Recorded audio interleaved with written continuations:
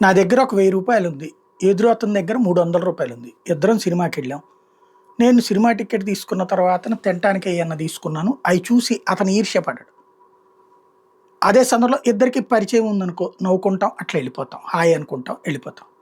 వీలైతే నా దగ్గర ఉన్నది కొని ఇస్తాను. 4 రోజులు పోయాక నా దగ్గర 300 ఉండి, అవతల అతని దగ్గర 1000 రూపాయలు ఉన్నప్పుడు అదే విధమైన స్నేహం అభిలషిస్తాం. ఇది కామన్ థింగ్. అది లేదు అనుకోండి, నువ్వు పడిపోయావురా అని నన్ను చులకనగా చూశాడనుకోండి, అప్పుడు ఈర్ష్య పెరుగుతుంది. అదే ఈర్ష్యాసూయలకు కారణం. ఇప్పుడు బ్రిటన్‌లో నిన్నటిదాకా విలాసవంతమైన లేకపోతే కంఫర్టబుల్ లైఫ్ అనుభవించినటువంటి బ్రిటన్ పౌరులకి ఆర్థిక చిక్కులొచ్చినాయి. ఉద్యోగాలు పోతున్నాయి, ఉపాధి అవకాశాలు పోతున్నాయి, విద్యా, వైద్యపు ఖర్చులు పెరిగిపోయినాయి. అదే సందర్భంలో నానా తిప్పలు పడుతున్నారు. అంతకుముందు ఆ దేశానికి బ్రతకడానికి వచ్చినటువంటి శరణార్థులని, ఏదైతే చొరబాటుదారులు శరణార్థులుగా మారుస్తుంటే ఓకే అన్నారు.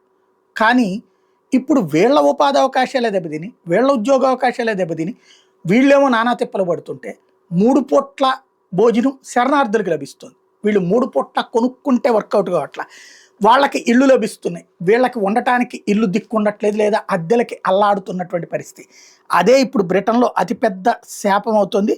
బ్రిటన్లోనంట మైగ్రెంట్స్ ఉండేటటువంటి హోటల్ దగ్గర హ్యాంప్టన్ బై హిల్టన్ హోటల్కి సంబంధించినటువంటి దాంట్లో అట్లాంటి చోట్లన ఈ ఎవరైతే అసలం సీకర్స్ ఉంటారో, అంటే శరణార్థులుగా గుర్తించబడిన చొరబాటుదారులు ఉంటారు, వాళ్ళకి 3 పూట్ల భోజనం ఉండదు. అంటే 2 పూట్ల భోజనం, పొద్దున్న టిఫిన్, ఇవన్నీ ఉంటాయట.